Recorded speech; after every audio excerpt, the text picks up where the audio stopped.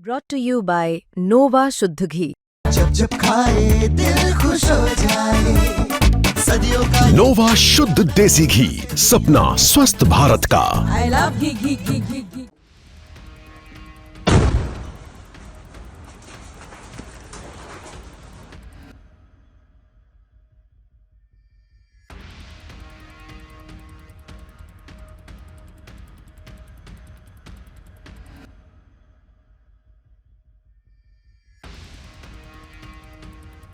पहलगाम आतंकी हमला हुआ और उसके बाद हमने वो देखा जो उससे पहले नहीं हुआ था, यानी कि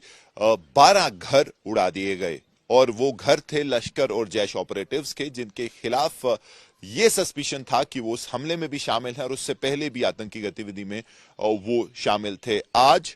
रात में फिर एक बार, जो बीती रात है, फिर एक बार पहलगाम के बाद के सीन हमें देखने को मिले, जब कोइल, जहां मैं हूं अभी, ये जो मलबा देख रहे हैं ये डॉक्टर उमर नबी के घर का है। डॉक्टर उमर नबी जो कि प्राइम एक्यूज्ड, और जब अब डीएनए सैंपल मैच हो गए हैं तो जिसने रेड फोर्ट ब्लास्ट, जो एक हमला था, आतंकी हमला था, और उसको अभी ये कह नहीं सकते कि सुसाइड ब्लास्ट था या फिर वो एक्सीडेंटली कहीं और ले जाना चाहते थे और वो जो एक्सप्लोजिव था फट गया, लेकिन जो आप ये तबाही देख रहे हैं, स्थानीय लोगों का माने तो रात 12:30, साढ़े 12 और 2:30 बजे के बीच में 3 धमाके हुए। आधे घंटे के बाद ये धमाके हुए और उसके बाद जब सुबह पहली रोशनी की किरण गिरी और वो यहां देखने आए तो सब कुछ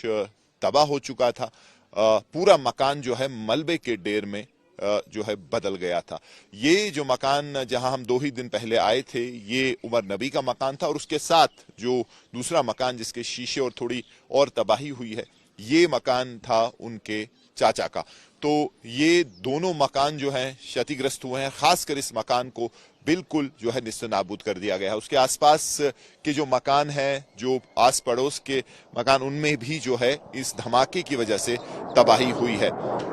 सूत्रों का माने तो ये सब आते दिख रहा था, क्योंकि जब ये एस्टैब्लिश हो गया कि यही रेड फोर्ट का बॉम्बर है तो उसके बाद प्रधानमंत्री की बात करें या गृह मंत्री, तो जीरो टॉलरेंस और एग्जेम्पलरी पनिशमेंट की बात हुई थी, और शायद यही वो एग्जेम्पलरी पनिशमेंट है जो एक रणनीति बदली है सरकार ने, जहां एक कलेक्टिव पनिशमेंट का जो एक थॉट प्रोसेस है, जहां अगर आप बंदूक उठाते हैं, आप किसी आतंकी गतिविधि में देश के खिलाफ काम करते हैं, तो आप ही को नहीं बल्कि आपकी फैमिली को भी जो है उसका खमियाजा भुगतना पड़ेगा, और वही आज भी हमें देखने को मिला है। तो जो पहलगाम के बाद एक रणनीति शुरू हुई थी, वो यहां भी हमें देखने को मिली है, जहां डॉक्टर उमर नबी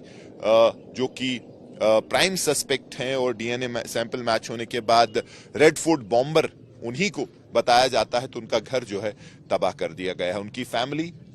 इस यहाँ नहीं थी उस टाइम पे, उनको निकाला गया था, और यहाँ स्थानीय लोगों का माने तो उनको भी जो है सुरक्षा एजेंसी, सुरक्षा बलों ने आसपास का जो इलाका है जो इस धमाके की जद में या उससे नुकसान हो सकता था, तो उनके घरों से भी उनको जो है बाहर निकाला गया था। कई लोग मानते हैं कि ये जो रणनीति है, इससे रेडिकलाइजेशन बढ़ सकती है, एक अलग थॉट प्रोसेस है। यहाँ के राजनीतिक दल भी इसके खिलाफ बात की थी और कहा था कि इसका रिजल्ट जो है वो सही नहीं होगा, क्योंकि इससे एलिनेशन और रेडिकलाइजेशन बढ़ेगी। लेकिन साफ तौर पे अगर केंद्र सरकार का माने तो जीरो टॉलरेंस पॉलिसी टेरर पे और एग्जेम्पलरी पनिशमेंट की जब बात होती है तो यही शायद मंशा थी, और साफ तौर पे आने वाले समय में ऐसा लग रहा है कि जो सख्ती है वो और ज्यादा बढ़ाई जाएगी, क्योंकि